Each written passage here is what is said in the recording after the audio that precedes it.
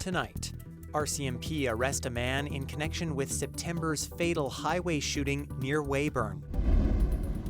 Arson in Regina has skyrocketed over the last decade due to increased garbage fires. And we show you how people are connecting to Indigenous culture at the Regina Public Library. This is CBC Saskatchewan News.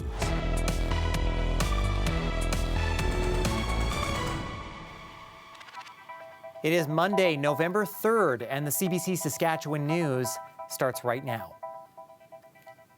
I'm Ethan Williams. Thank you for joining us. RCMP have arrested and charged a Regina man in the shooting death of Tanya Myers. She was struck by a bullet when she was the passenger in her friend's SUV near Weyburn. Katie Swires has more on what we know now. Oh gosh. What's happening? RCMP have confirmed this video captured from a home in Regina shows the moment Chris Fallman was arrested on November 1st. The 42-year-old is charged with 1 count of manslaughter and 3 other weapon charges, including careless use of a firearm. Police say all 4 charges are for the September 12th shooting, which killed Tanya Myers on a highway near Weyburn. RCMP explained the manslaughter charge. Murder has an intent behind it, whereas manslaughter does not necessarily carry that intent. So the other charges that were laid in addition were done so in consultation with our Crown Counsel. Myers and her friend Andrea Morris were traveling on Highway 39 to Weyburn when a bullet went straight through the back of their SUV, hitting Myers in the passenger seat. She died at the scene. A second vehicle was also hit by a bullet. The RCMP would not comment in depth on the investigation, but they did say Fallman was not hunting at the time. I don't have any information relating to him hunting in the area or poaching specifically. The one offense there of occupying a motor vehicle, knowing there's a firearm inside, I mean, generally speaking, that's not an illegal activity to do if one is carrying a legal firearm and storing it legally. Social media posts reveal Fallman commented on the highway shooting, saying, quote, "This is absolutely disgusting. What is this world coming to?" Fallman's lawyer says he is presumed innocent. I would discourage speculating or, perpetuating rumors about what may or may not have happened and really let that court process play out. Police say Myers' family is asking for privacy, but they are relieved someone has been charged. Myers' friend, Andrea Morris, who was driving the SUV, tells CBC she is eager for court proceedings to start and to get some answers. Fallman appeared briefly in Provincial Court Monday morning by video call. The matter was adjourned until Tuesday. Katie Swires, CBC News, Regina. The Regina Police Service says a large portion of the city's arsons since 2024 have been bin and garbage fires. And police say the number of arsons in Regina is higher than in other Saskatchewan municipalities. Laura Sharpaletti has more. Incidents of arson in the Queen City have increased from about 60 in 2014 to nearly 550 in 2024. RPS data shows the number of arsons also increased by nearly 6% between 2024 and 2025. While the numbers appear high, much of that is due to how Regina police classify arson, which is different from the rest of the province. 30% of our fires are what we consider rubble fires or garbage fires, where it could be something like somebody lighting garbage on fire in an empty lot, and we classify that as arson right now. So we're looking into possibly changing that to fall more in line with other police agencies. Recent arson data shows reclassifying would bring the number of arsons in Regina down significantly. 20% of fires over the last year were bin fires. The RPS says these incidents are often related to the homeless population. Addictions has a lot to do with it, mental health. Right now in Regina, there's a lot of people who use fire as a source of heat to stay warm. An advocate for Regina's unhoused says he's not surprised by the rise in arson incidents since 2014. He's seen the vulnerable population increase significantly. We see a lot of fires starting out of the facts that the fundings aren't being put in place ahead of this. We're seeing the outcome of more and more fires because people are trying to stay warm during cold spells. Matambu says he's frustrated with the city, pointing to a lack of affordable housing and inadequate warming spaces. Still, he says he's happy the police are looking at declassifying bin and garbage fires as arson. When bin fires are happening, these are acts of people calling, they're pleading for help. We're not meeting their needs. So we need to adjust when we look at what we think of criminal behavior. Meanwhile, Regina Mayor Chad Baczynski says the city will support the police service as they continue to require more resources to address arson incidents. Laura Sharpaletti, CBC News, Regina. The Saskatchewan NDP is calling on the provincial government once again to remove hospital parking fees for patients receiving cancer treatment. The motion is in support of the advocacy of Dennis Ogrodnik. The former Prince Albert City Councillor has been told that the cancer in his kidneys will kill him, and he says his dying wish is to restore free parking for cancer patients at Saskatchewan hospitals and health facilities. We used to have free parking at the Victoria Hospital in Prince Albert, cancer patients did, and all of a sudden it was eliminated. And I'm thinking, who in their right mind that has any integrity, any empathy would say, let's target cancer patients, dying cancer patients. Let's target them and make them pay for parking. Ogrodnik says he reached out to the health minister 125 days ago, but has not seen any action. The health minister says half of the parking fees go toward maintenance of the parking lots, while the other half of the revenue goes directly to patient care. The province is funneling more than $250 million to post-secondary institutions. The 4-year agreement will boost operational funding and come with a 3% increase each year. The province says the deal will bring stability to the post-secondary sector. It will also limit tuition hikes to 3% annually, but what it won't do is give people their jobs back. At least 130 staff have been laid off across institutions in Saskatchewan. This funding isn't designed to backfill challenges that are made for by the federal government decision, but it will help institutions plan for the future. The schools are welcoming the extra cash when they're already grappling with the federal cap on international students. The new agreement comes into effect next April and runs until 2030. The minority Liberal government is set to deliver its first budget on Tuesday, and it's not clear whether it will garner enough votes to pass. As Olivia Stefanovich reports, the Carney government's survival is at stake. In a break with tradition, the federal finance minister making his own footwear before delivering a budget meant to build up the economy. This is a moment where, Canadians should be proud that these shoes have been made by folks here in Canada, made in Canada for Canada. Same shoes that the RCMP officers are wearing across our nation. But in an effort to continue that momentum and make the country more resilient, the federal government is planning to spill red ink. Lots of it, in the hopes it will turn black. CBC News has learned the budget will include tens of billions of dollars in savings over the coming years, changes to make the tax structure pro-competition and pro-growth, a new tax credit for businesses to write off investments in equipment or other assets that boost productivity, and a halving of the Trudeau-era plan to plant 2 billion trees by 2031. The budget tomorrow is all about, it's an investment budget.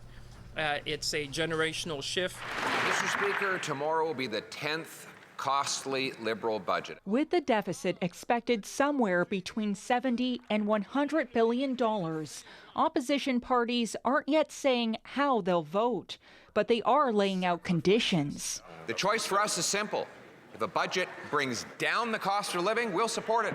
It sounds like he's bargaining with himself. The minority Liberals only need 3 votes from outside their party to pass their economic plan. If they fall short, the government will fall. I don't think Canadians want an election, that's for sure. And my own view is I don't think Canada needs an election right now. That's why I've said it's up to Mr. Carney. I mean, he has to draft a budget as a Prime Minister in a minority parliament that earns the support of one other party, and that's his job. The government has a few weeks to earn that support. A vote isn't expected until mid-November. the first federal budget in 18 months. Olivia Stefanovic, CBC News, Ottawa. Turner's kick is up. Oh, it's the upright! Oh my goodness! The Regina Rams are going to the Hardy Cup final!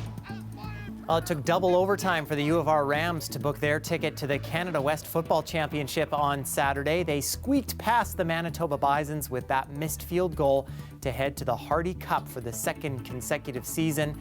And just like last season, their opponents will be their provincial rival U of S Huskies. The Dogs clinched their spot in the championship following a decisive 26-7 victory over the UBC Thunderbirds. The 88th Hardy Cup will be played in Saskatoon on Saturday. Stay with us. We have more news and a look at the forecast after the break.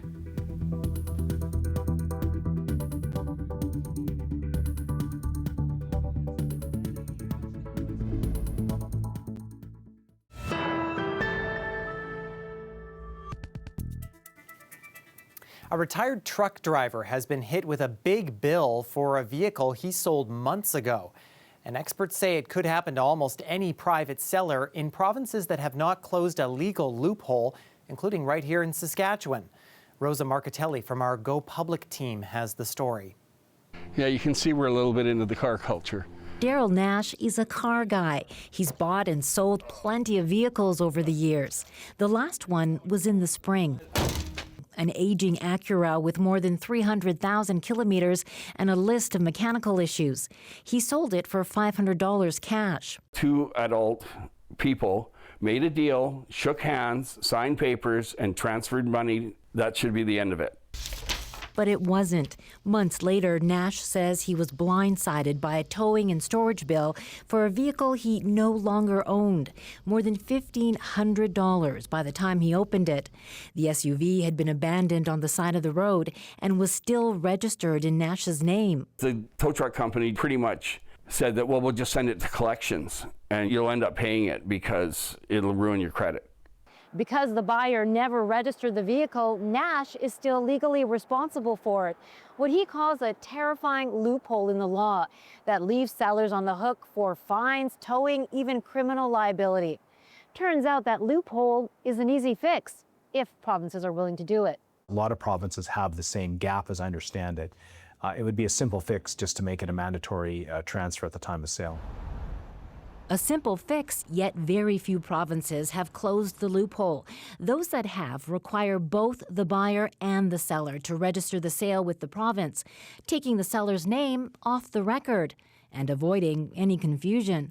How simple is that? I could totally get behind that, okay?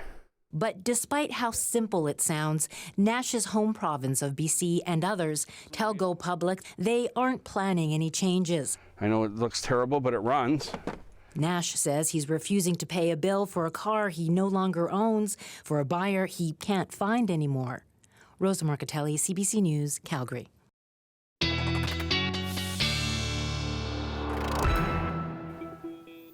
Well, we are into November and still seeing some pretty nice conditions across the province. Well above freezing for daytime highs through southern Saskatchewan and central Saskatchewan, actually all of the province really, and not a lot of moisture to speak of either. But speaking of moisture, I want to show you here actually a look back at the month of October because for some of us it was a wetter than average month, and for some of us not so much. You can see there Swift Current and La Ronge. Pretty dry throughout the month, but places like Regina and Saskatoon getting pretty much bang on average, and Meadow Lake almost twice the amount of moisture you normally get. Temperature-wise, no surprise here, was much warmer than average, some 2 to 3 degrees in many locations. And in fact, Key Lake recorded its warmest October on record, the second warmest on record in La Ronge. Both locations more than 3 degrees above the seasonal average there through the month. Warm temperatures again, as I mentioned, into the double digits through parts of southern and central Saskatchewan. Into the north, not a single temperature below freezing, which is actually normal for this time of year, about -4, -5 up in the north. But for us in south and central, we should be closer to about 3 or 4 degrees for daytime highs. And Regina, Saskatoon, and Moose Jaw all climbing into the double digits, along with Yorkton as well. Bit of a breeze still in the eastern sections of the province after a very windy Sunday brought gusts over 80 kilometers an hour in southeastern Saskatchewan. Those winds still blowing a bit because of a low pressure system that's now moving over the Hudson Bay coast, but that should begin to move out. Overnight, though, we're going to continue to see some cloud cover through especially southern Saskatchewan, and by the morning hours Tuesday for the commute, maybe some showers or even some flurries in far southern sections there. Not really accumulating to all that much, although high pressure clears us out as we go through the day on Tuesday and into early Wednesday morning. But as that departs, we'll watch our next weather maker, which will emerge from Alberta, and that will bring first a band of some showers moving through south and central, including to both Regina and Saskatoon, before it transitions over to snow through much of central Saskatchewan and producing some more rain showers for the south. So that translates generally to maybe about 5 to 10 millimeters as we get through Thursday. Some pockets of the province looking for maybe a little bit more than that, especially in the southeast corner there. I think central Saskatchewan, most models showing that we may get more snow than rain. A few centimeters could definitely be accumulating through, again, along and north of that Highway 16 corridor there. High pressure means that winds will be fairly calm for Tuesday, but as that next system starts to move in, that's when we'll start to see them pick up again in that 40 to 50 kilometer an hour range. So for Regina, possibly some morning showers, and then that clears out. We're left with clear skies for the rest of Tuesday and for Wednesday. That system will bring us a good chance of maybe some showers or some flurries for Thursday and then into Friday. Not bad for the West Final on Saturday, although a bit chilly with a chance of flurries. Saskatoon, again, I think you are mostly looking at snowfall for Thursday, wet snow with maybe a little bit of accumulation here and there before we see a chance of either flurries or showers for Friday. And that will not last long, though, because by the time we are into Sunday and Monday, we're back into the sunshine and back above freezing as well. Well, the Regina Public Library is fostering a safe and healing space through a program that encourages participation in and learning about Indigenous cultural dances and songs. Our Darla Panes checked it out.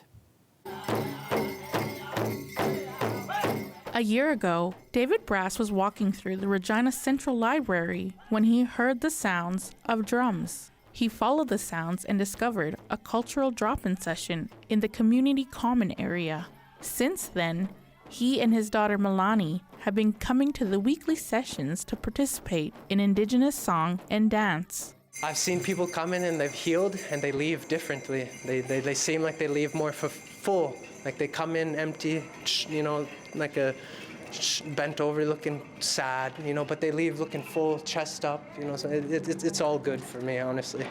Brass's daughter has learned how to dance during the sessions. She and her dad now dance alongside other participants every week. She loves it, the dancing, the drums, she sees her little friends here. She has friends now, but she's every week here now, and they gotten real close, and so it's a good thing. The program is called Culture Connect. It's a judgment-free setting where anyone can learn about Indigenous culture. Phyllis Littleton started the program 4 years ago with her mother. Her mother is now too ill to keep coming, but Littleton says she carries on because she knows it's helping her community. We've come across, I come and meet a lot of people who took something from this program. Either it was life-changing for them or, you know, or it kind of gave them back a sense of who they are. Taylor Soderberg works at the library. She's been helping with the program since it began. We see so many success stories come out of this program, and we have a lot of people that are regulars within the library that'll come in here and maybe just having like a really bad day due to a number of things happening in the community, but they come in here and it's just a really safe space for a lot of people and a good source of healing community. Littleton says she hopes to continue the program for many years to come. It takes place every Wednesday from 6 to 8 p.m. at the Regina Public Library's downtown branch, and everyone is welcome to join. Darla Panes, CBC News, Regina. The winner in this category is CBC Saskatchewan, Saskatchewan Election Night. Well, CBC Saskatchewan was honored with 2 National Journalism Awards this weekend at the RTDNA Awards ceremony in Toronto. Our provincial election coverage from just over a year ago won the Live News Special Events category.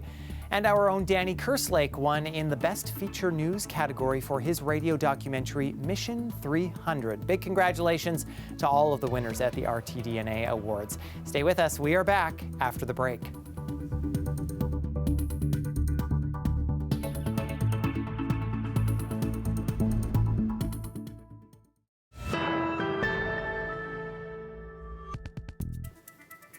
The company that owns Kleenex is buying the maker of Tylenol for the equivalent of $68 billion Canadian. In the massive deal, Kimberly-Clark will own about 54% of the combined company. It brings several household cleaning brands and health-related products under one roof, including Cottonelle toilet paper, Huggies, along with Kleenex from Kimberly-Clark, plus Listerine mouthwash, the Band-Aid brand, and the painkiller Tylenol from Kenvue. Tylenol was recently in the news because of the Trump administration's unproven claims linking it to autism.